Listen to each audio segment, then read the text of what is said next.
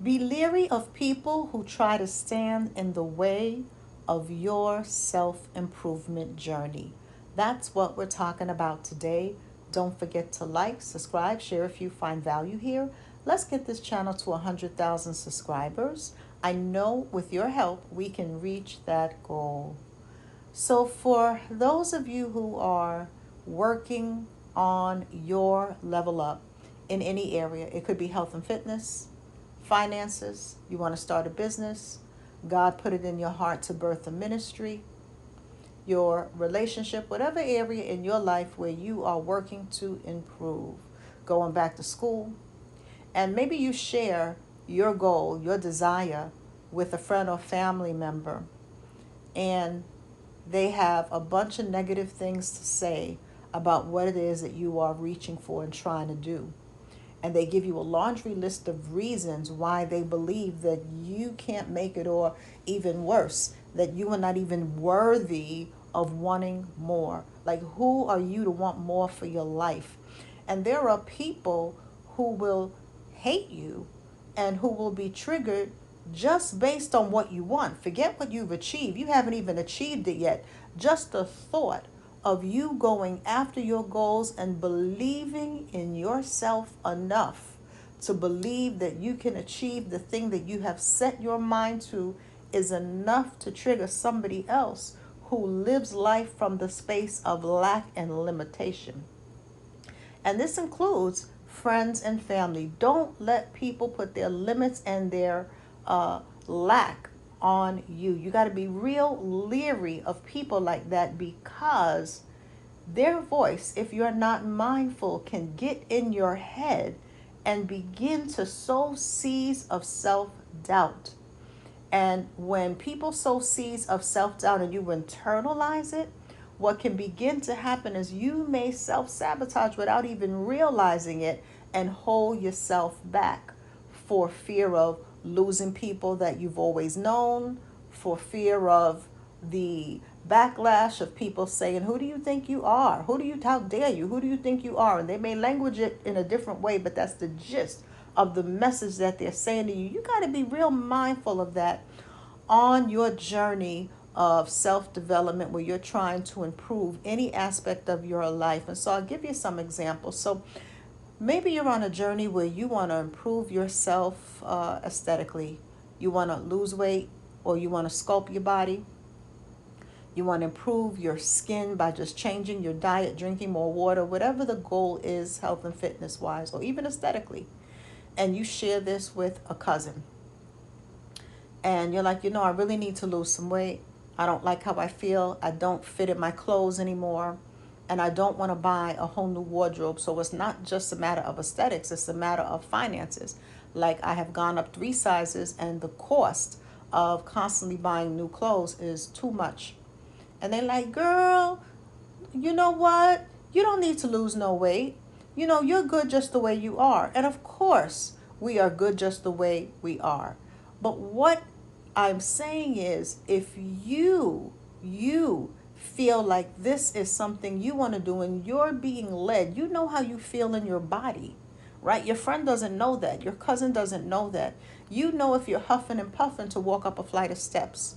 You know if you tire out easily and you don't have the vitality and the energy to reach for the goals and the dreams that you desire to birth out in this life. So you know how you feel physically. You know what the scale says. You know these things.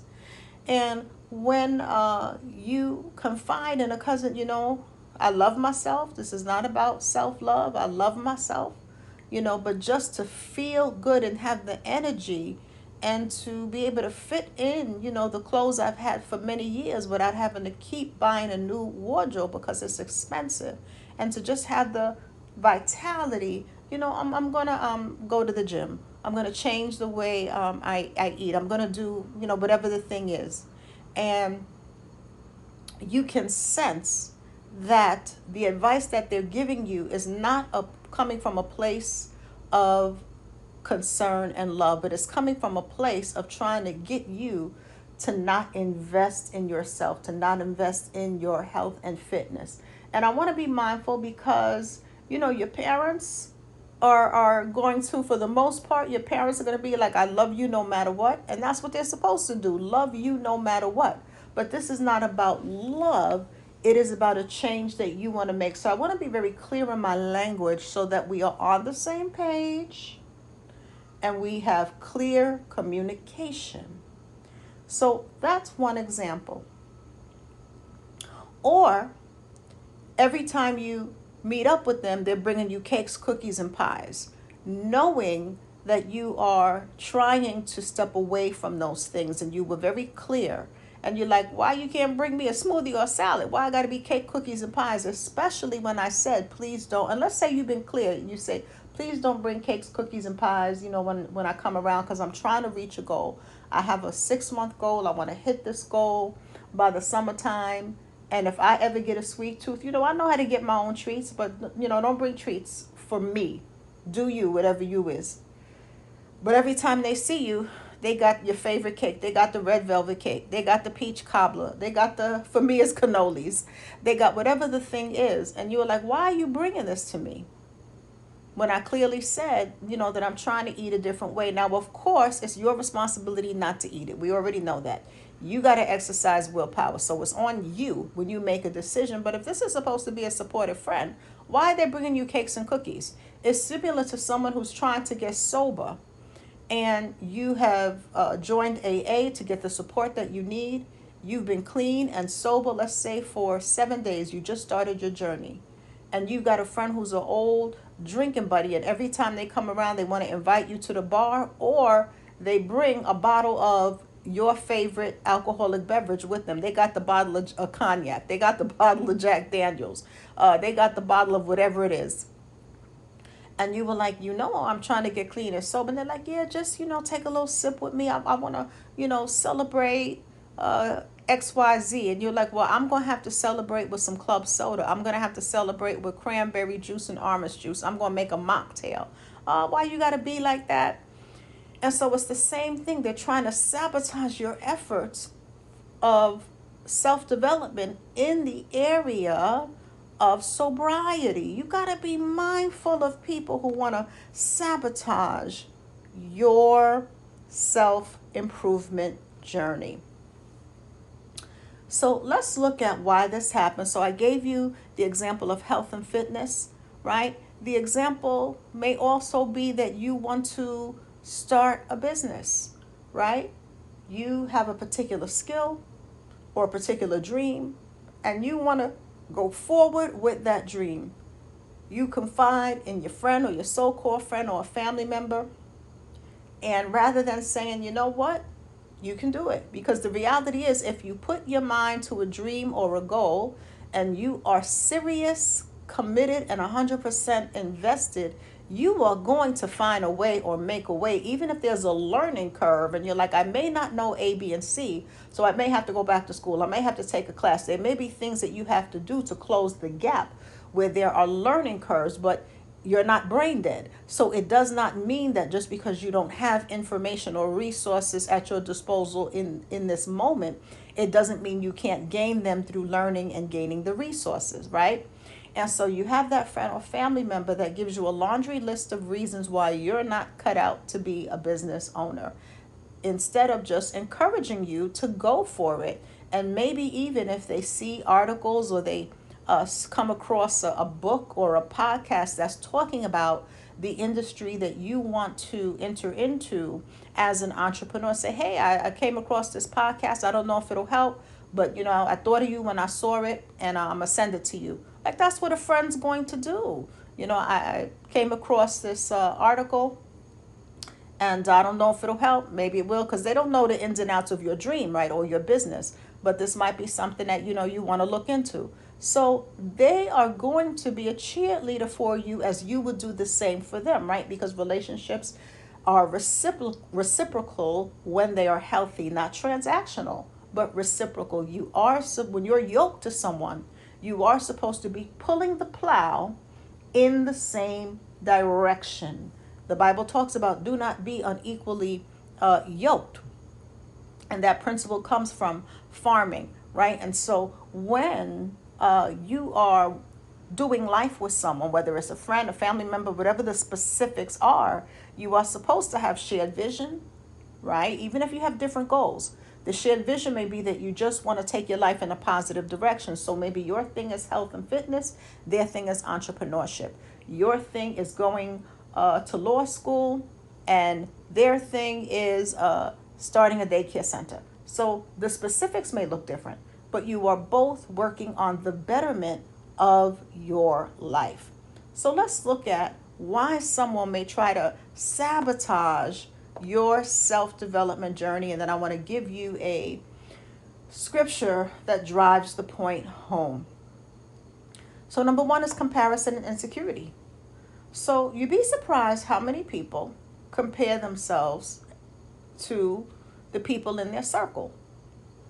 And there are some people who run their own race, and they're like, the only competition that I have, this is, how I think. And a lot of you who are connected to our ministry, our wellness club, a lot of you think like this, but don't think that just because you think like that, everybody thinks like you. So when I am thinking in this manner, my thing is the only competition I see is the woman in the mirror, the person I was yesterday, being a little better than I was yesterday. And I don't care what people think. But everybody's not going to be built like that. So you might be a person who you realize that you're competing with yourself. You're trying to improve upon the person you were yesterday, getting a little bit better each day, a little bit better each day. But that doesn't mean that everybody in your circle, including family, isn't looking at what you're trying to build, and in their head they got this competition with you. And you'd be surprised how many people live life from that space. But when you are clear that your gifts make room for you, right? The Bible says your gifts make room for you. So I realize my gifts make room for me, Sally's gifts make room for her, and Bob's gifts make room for him. But when you're dealing with someone who struggles with comparison and insecurity, they believe that your gifts are going to make room for them. And it can't work that way. Your gifts can only make room for you. Their gifts make room for them, right? The scriptures say your gifts will make room for you. Second is envy, which is connected to comparison and insecurity. So a lot of times, this is the thing. People are not only envious of your accomplishments and your success. If you remember the story of Joseph, right, when he has this dream and his brothers hated him and threw him in a pit. It's in the book of Genesis. It's a long story in the book of Genesis. When you have a dream and you haven't even achieved it yet, there will be people that hate the idea. Don't miss this. The idea of what you can achieve. This is why for some of you, even in high school, when you were focused on your studies, while you might have had friends who was cutting class every day, you had people hating you because you did your homework and got good grades. And you're like, who am I bothering? I'm minding my business, doing my homework, getting good grades. And they are mad. You think you better than me because you got a 90 on the test. You think you better than me because you did your homework today. And you're like, it don't get no crazier. It's just crazy. And there will be people that hate the idea and the audacity that you can dream. And that was the issue with Joseph, right? Joseph had this coat of many colors that his father gave him that represented his father's favor. But then he also had a dream, and he had a dream that he was going to outpace his brothers, right? He had this dream. And technically he did. He ends up becoming the prime minister of Egypt. It happens decades later. And he knew that his life wasn't going to be like his brother's life. And sometimes when you come from a family where generationally there is struggle, generationally there are generational curses of alcoholism, drug addiction, and all kind of things in your bloodline, and you make up your mind that you are going to be the curse breaker by way of doing things a new way, God led, but you're not following the unhealthy dynamic in your family. Maybe there is a generational cycle of abuse, verbal abuse, and talking down to one another. And you're like, I don't want to speak to people that way. I don't even want to have people around me who are toxic and negative and raining on my parade. Nah, I'm not even coming to the family gathering. And so you're beginning to break that pattern by your absence, right? And so there will be people in the family that will have a problem with you distancing yourself from unhealthy dynamics and negativity. And so, do know that there will be people who hate the idea that you want something different and better. That's what it was with Joseph. He saw for himself a vision of his greatness. Now, he's only 17 when he has this dream. And his brothers, it says in the scripture, they couldn't speak peaceably. That's such a strong indicator of jealousy. When your name come up in rooms and they can't even speak peaceably about you and you did nothing to them. You didn't have relations with their significant other. You didn't harm their children. You didn't steal from them. You didn't backbite. You were just focused on your goals and dreams. People will hate you for the idea, for the possibility. Please don't miss this. Some of y'all are catching hell and you're like, how am I catching hell? And I'm grinding, I'm getting it out the mud. I didn't pay my light bill. How I'm getting hell and I'm surviving off of jelly sandwiches and ramen noodles. Like, I got siblings living better than me. That's now. But there will be people who will hate the idea that you have a dream and no matter what, you cannot be kept down. When you think of Joseph in the story, he's thrown in a pit. He goes to jail for a crime he did not commit, just for the allegation. But nothing could stop him from unlocking his gifts and being the type of person who bloomed wherever he was planted, even in prison. The man was interpreting dreams. You wasn't going to take this man's gift from him. And so some of you, even in situations that are rough and hard, you working at a job you hate, where you feel that they don't really value you, but you still got a goal in mind, you got a dream, and even the job you hate can't stop you from the goal and dream. There will be people that hate your tenacity, your ability to keep on keeping on, your ability to put one foot in front of the other, no matter who don't like you, no matter who's hating on you, no matter who's throwing shade at you, no matter who's trying to sabotage what you're trying to build. You will not be kept down. So understand that there will be people that hate the audacity and the idea of what you want for your life. I remember growing up in my neighborhood. I come from the Lower East Side, New York City. The neighborhood has changed over time. But when I grew up in the neighborhood, it was a heavy drug spot. A lot of people that was on drugs. A lot of struggle, a lot of poverty. And I always knew that there were certain things I wanted for my life. And then when I would share that with friends my age, and maybe I'm 12 at the time, and I would share my dreams of wanting to go horseback riding. My dreams of like, how are we in the hood? What you talk about horseback riding? My dreams of wanting something different. I had people hate on me for my dreams. I had people hate on me for the way that I spoke. Well, you don't sound like one of us. Why you sound like that? I mean, how am I supposed to sound? And so there would be people that hate the idea that you want something better with your life. And you're not looking down on the next man or woman. You just saying, this is what I want. What you want is your business. And what I want is my business. I ain't got to want what you want. And just because you've decided that the ceiling for you stops here, I didn't decide that for myself.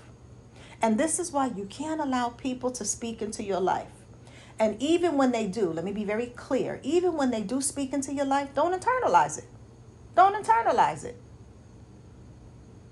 Somebody's opinion of you is not your, it doesn't have to be your opinion of yourself. So what they don't like you? So what they think you ugly? So what they think you are stupid? So what? What matters is what you think about yourself. Who the hell are they? They're God? Last time I checked, the Bible said God is the potter and the human being is the clay. That's the last time I checked, that's what the Bible said. But if y'all see something different in the Bible, you tell me. God is the potter and the human being is the clay. But the problem is, particularly for those who are low vibrational, is that they want to believe that they're the potter in your life. Isaiah, I want to give you the scripture. Isaiah chapter 6. Isaiah chapter 6. I'm sorry, Isaiah 64, not chapter 6.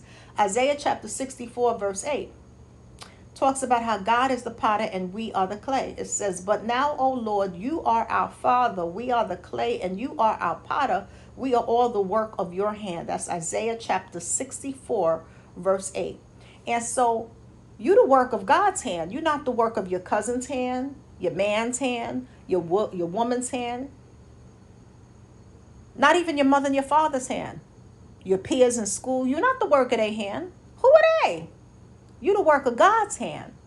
And so if God put it on your heart that you are going to start the business, that you are going to move to a different country, that you are going to achieve certain goals and achieve certain dreams, they don't have the final say on your life. And so do know that some people, because of comparison and insecurity, because of jealousy, fear of being outgrown is another reason. They might worry that as you grow, you will begin to leave them behind. But the reality is, every relationship is going to be for a reason, a season, or a lifetime. And very few, if you have one lifetime relationship, you've been blessed. Most of the relationships are going to be seasonal. And so you can't hold yourself back because somebody else fears that you have outgrown them. You can invite them to come along with you. But if they don't want to come, you got to keep it moving. Another one is power dynamics. And so when a person feels superior to you, and this is a big one. This is a big one. And a lot of times they're not going to tell you that. But when they feel superior to you in some way, and you begin to make traction in that area of your life, they don't like the fact that their power is diminished. So maybe you were the type of person that you could never make a decision without going to your best friend. And now let's say you are learning how to make your own decisions. Maybe you're even coming to our church by phone services and you are learning about who you are in God. You are learning about the scriptures. You're becoming a stronger person in who you are in God. And you ain't got to run to your best friend no more to be like, what do I do about this? What do I do about that? Because now you go straight to the word. But if you had a friend who thought they were superior to you, even though they're not saying that, and now you're not going to them, you may find that they may try to sabotage your personal development in the area of your spiritual growth. Keep doing what you're doing. Keep doing what you're doing. Keep moving forward. So I'm going to leave you with a scripture. And it is Amos 3:3. And it says, "Can two walk together except they be agreed?" And so sometimes you got to realize that people are not going to walk with you for your entire journey because you're just not aligned. See, Joseph had a dream and his brothers couldn't handle it. His brothers couldn't walk with him. In fact, they threw him in a pit. And some people will throw you in a pit, not a literal pit, but they will throw you in a pit of rejection, a pit of sarcasm, always got something slick to say. You ain't got to stand around for that. A pit of belittling your dreams. Take it with a grain of salt. Maybe you're in a situation where it's a roommate, right? You can't make nobody not talk. But what they cannot make you do is listen. You can't make them not talk, so they may still say something sick. You can't control that. But what you can control is what you listen to, what you internalize, meaning even when I hear your words, because I'm not listening to you, you're talking to the wind, because you ain't talking to me. Even if you're standing next to me talking to me, I've tuned you out. So because I've tuned you out, baby, you talking to the wind. Because your opinion has absolutely no effect on me. So you can call me every name in the book and you're like a piece of paper blowing in the wind. That's how I see what you're saying. That's how I see you when you're negative, And that's how I see what you're saying. You're a paper blowing in the wind. And because you're a paper blowing in the wind, and I don't talk to paper blowing in the wind, I don't engage in conversations with paper blowing in the wind, I'm not going to internalize the foolery. And so that's what you do when you're in a situation where a person is in the same vicinity and it's not a whole lot you can do. But there is a whole lot you can do. You can't stop them from talking, but they can't make you internalize what they're saying. They can't get in your head and make you internalize what they're saying. So you remember that. They could say what they want to say. Still do you. They could say, oh, you're never going to find anybody. Do you. They could say, oh, your business sucks. Move forward in business. They could say, oh, you too old to go back to college.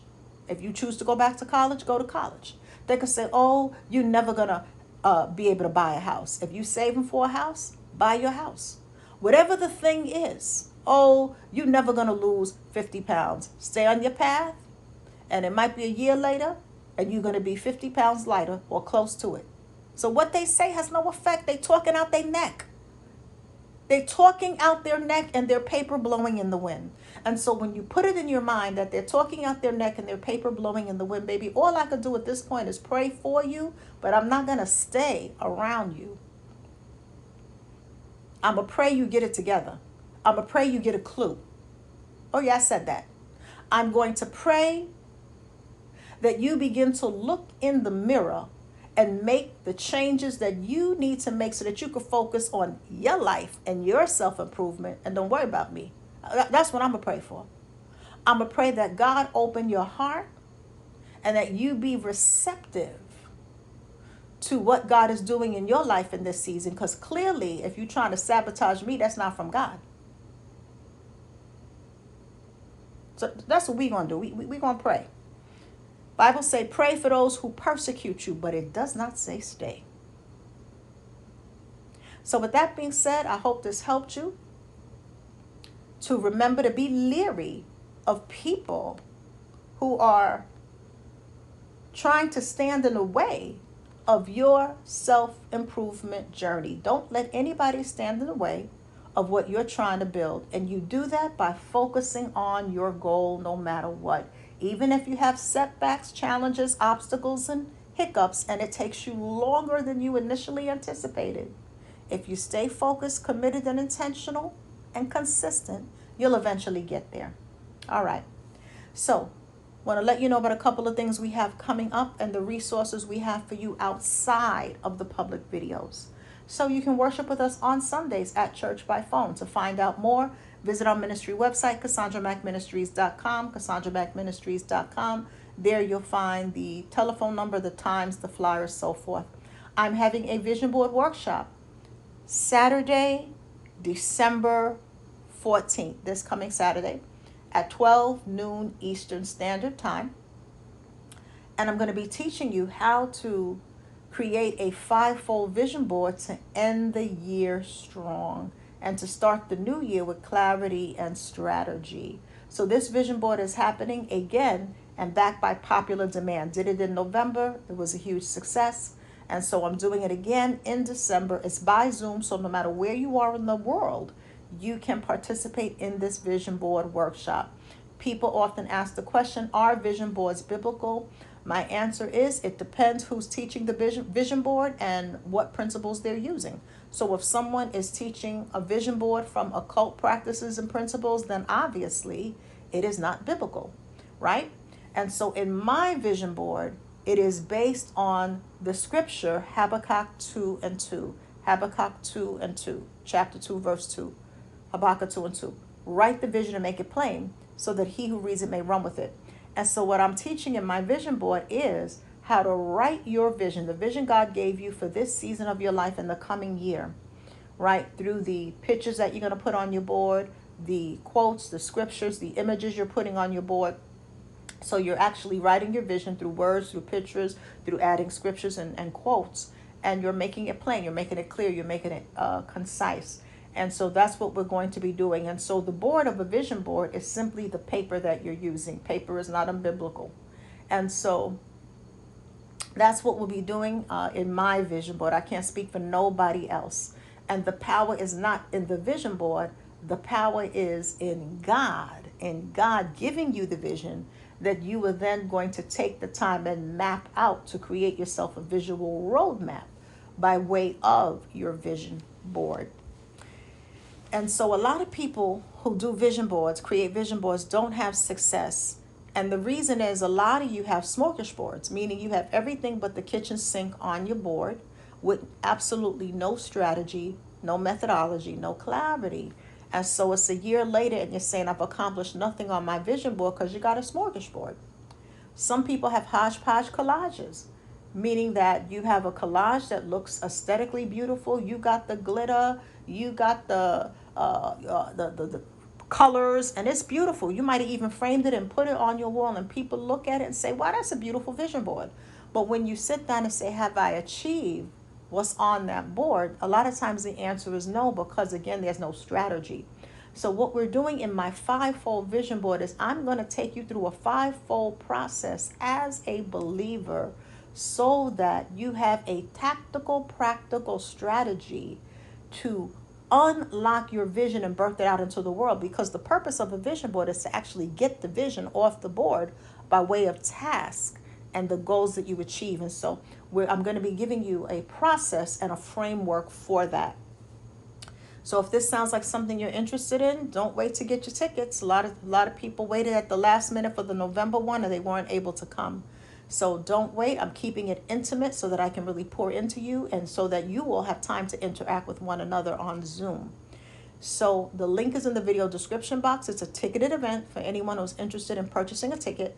When you click on the link, it'll take you to Eventbrite. There you'll see ticket prices. You'll see what the event entails and all the details. That's on Eventbrite. It's real clear. You'll see that when you get there. So I want to make sure you know about that for those who know as the year begins to come to an end and we're beginning to head to a new year, you may have some changes that you want to make, and a vision board will really help you. Maybe you're an entrepreneur. You definitely need to have a vision board. Maybe you're a YouTuber yourself. Do you have a vision board to really think about your channel and to have a strategy for it?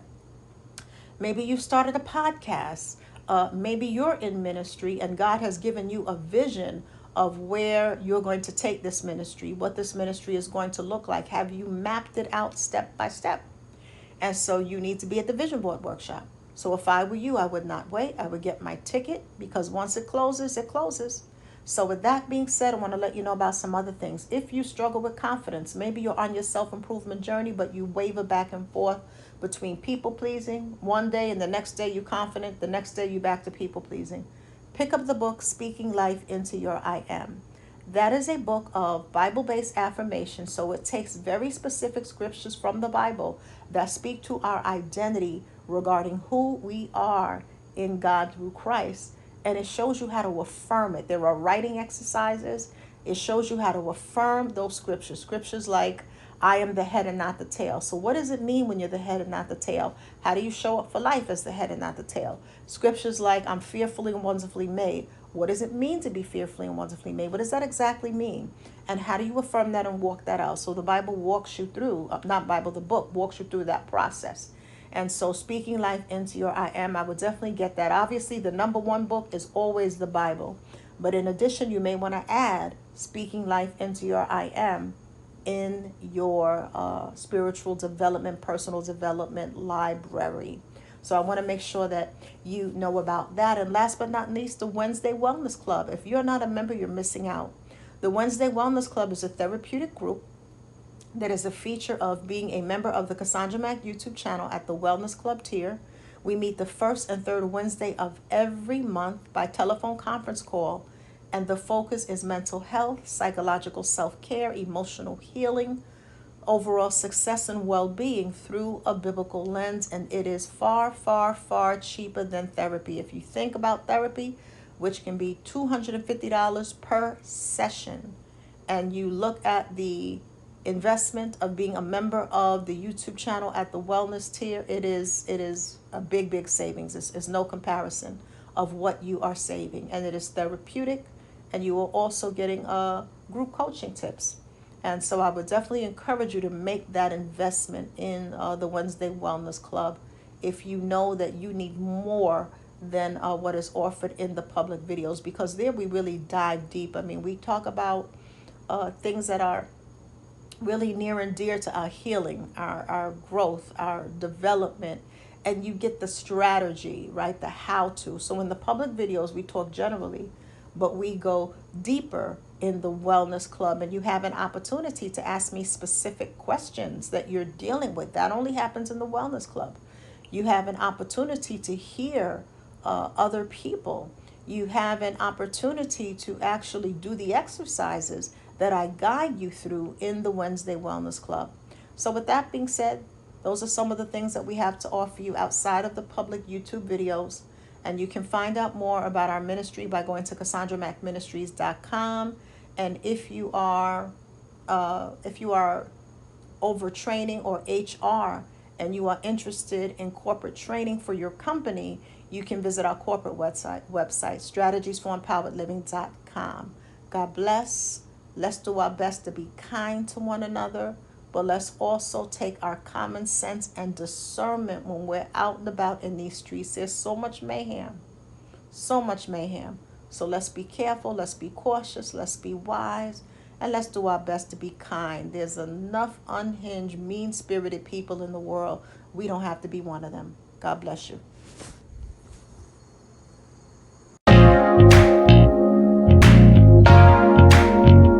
No matter who you are, you will have haters. John 15 verse 18 says, if the world hates you, know that it hated Jesus first. So if you have haters, know that God is greater than your haters.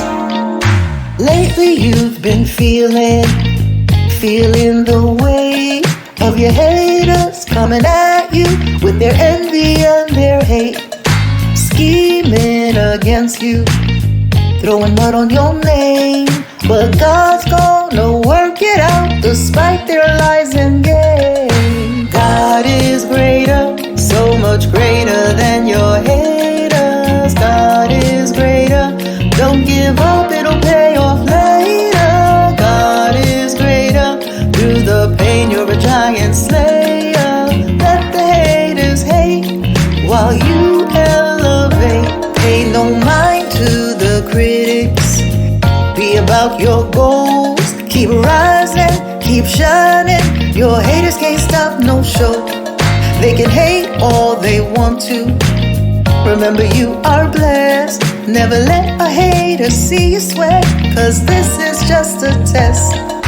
God is greater, so much greater than your haters. God is greater, don't give up, it'll pay off later. God is greater, through the pain you're a giant slayer. Let the haters hate while you elevate. Don't let the negativity poison your mind. Run your race with grace, one day at a time. They can laugh and they can mock you, but you won't miss a beat. When people don't receive you, shake the dust off your feet. God is greater, so much greater